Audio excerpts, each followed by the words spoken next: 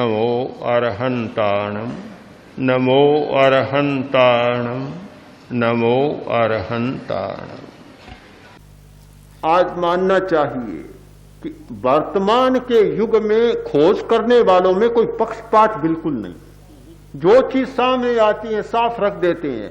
आज अंडों के बारे में आहार शास्त्री बहुत बातें सामने प्रस्तुत कर रहे हैं कि अंडा खाना अच्छा नहीं, क्योंकि अंडा खाने में जहर, शरीर में विष पैदा होता है, शरीर में सड़ान पैदा होती है, अंडा खाने से लकवा होता है, अंडा खाने से पित्ताशय में पथरी होती है, अंडा खाने से हृदय की बीमारियां ज्यादा होती है।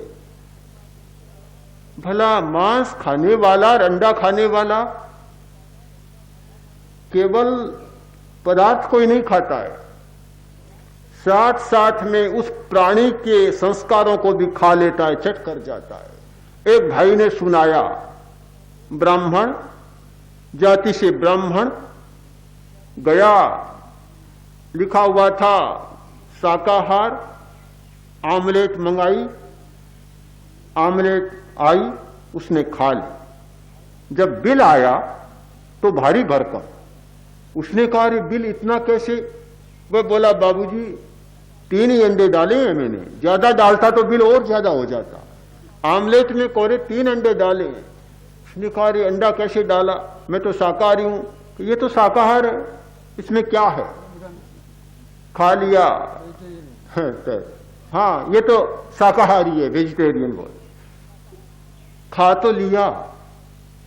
अब रात को सोया, अनुभव होता है कि पेट में मुर्गी बोल रही, उसका ठीक सेंसेशन होता है, जो संवेदन होता है, ठीक ऐसा लग रहा है कि पेट में मुर्गी बोल रही, ठीक ऐसा लग रहा है, सारा अनुभव हो रहा है साक्षात उसको। जैसे जैसे उल्टियां हुई, कै हुई, बमन हुई, वे सारा निकला, तब जाकर उसको शांति मिली। ये पशुता आती है, पार्श्विक संस्कार आते हैं, मांसाहार के साथ और अंडों के साथ आते हैं।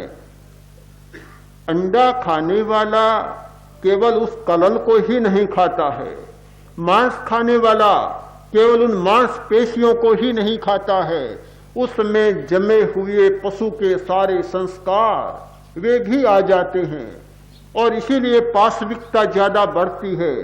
कोई भी मांसाहारी व्यक्ति सर्वथा पार्श्विकता से मुक्त नहीं हो सकता, बहुत कठिन बात है। तो भोजन के बारे में हमें विकल्पों का ज्ञान भी करना होगा, हमें वैज्ञानिक दृष्टिकोण को भी जानना होगा, आज का वैज्ञानिक दृष्टिकोण क्या है, और फिर अपना चुनाव भी करना होगा। चुनाव बहुत जरूरी है, चुनाव किए बिना काम नहीं चलता। हम स्वयं निर्णय लें कि मुझे कैसा भोजन करना है, कितनी मात्रा में करना और कितनी बार करना। तो बार की बात स्पष्ट हो गई कि भोजन बहुत बार नहीं होना चाहिए। जब 3 घंटा नहीं खाएंगे तो 2-3 बार से ज्यादा संभव ही नहीं हो सकेगा। पर आप ध्यान दें, यह नहीं कि भोजन कर लिया, आधा घंटा बाद सुपारियां, फिर कोई खाटा, फिर कोई काजू, ऐसे आधा घंटा खाते रहे, फिर चाय, तो वह तो पूरी बात बनी नहीं।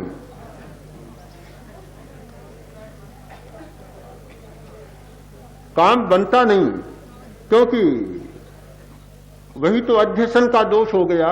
आयुर्वेद की भाषा में जिसे कहा गया था अध्यसन, अध्यसन।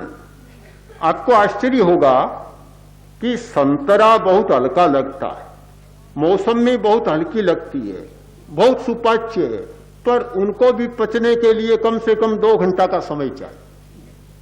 हर बात को पचने के लिए बहुत समय लगता है, सीधा पच नहीं जाता।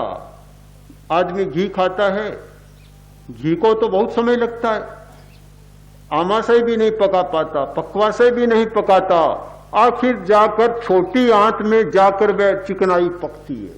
तो हर बात को बहुत समय लगता है। इस सारी दृष्टि से विचार करें कि खाए पर न खाएं, बार बार न खाने का सिद्धांत बहुत महत्वपूर्ण सिद्धांत है हमारी साधना की दृष्टि से और हमारे स्वास्थ्य की दृष्टि से।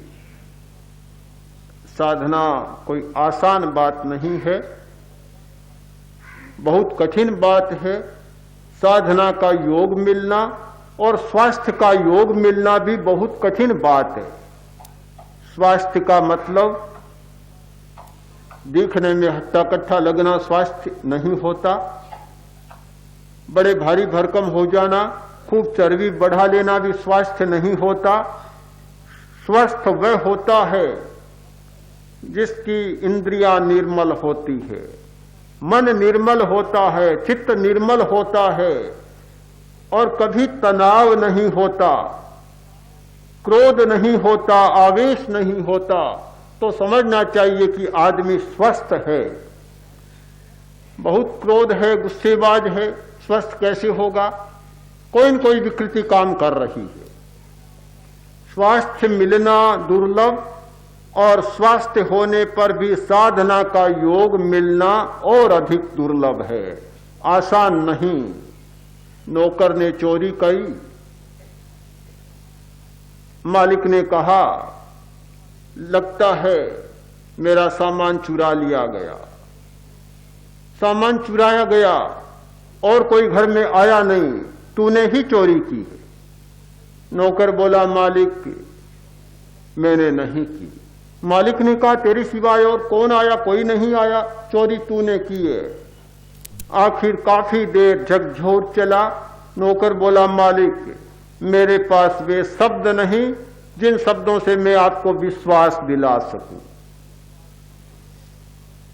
मालिक बोला तेरे पास वे शब्द नहीं और मेरे पास मेरा सामान नहीं। बस मुझे शब्दों की जरूरत नहीं, मुझे मेरे सामान की जरूरत है। बस सामान ला दो, काम हो जाएगा। सामान मिलना बड़ा कठिन है, गया हुआ सामान मिलना बड़ा कठिन है, बहुत मुश्किल होता है। स्वास्थ्य के लिए भी यही बात है।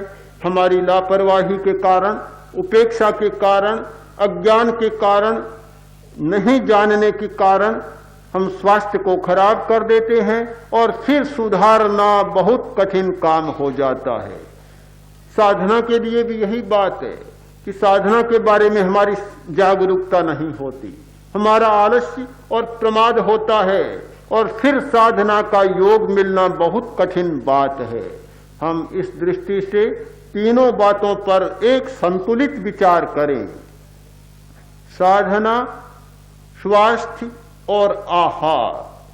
साधना के लिए स्वास्थ्य की जरूरत और स्वास्थ्य के लिए संतुलित आहार की जरूरत। इन तीनों का संतुलन होगा, मुझे पूरा भरोसा है हम अपनी बहुत सारी शक्तियों को जागृत कर सकेंगे और बहुत बड़ा काम कर सकेंगे और हमारे धर्म संघ की बहुत बड़ी सेवा कर सकेंगे।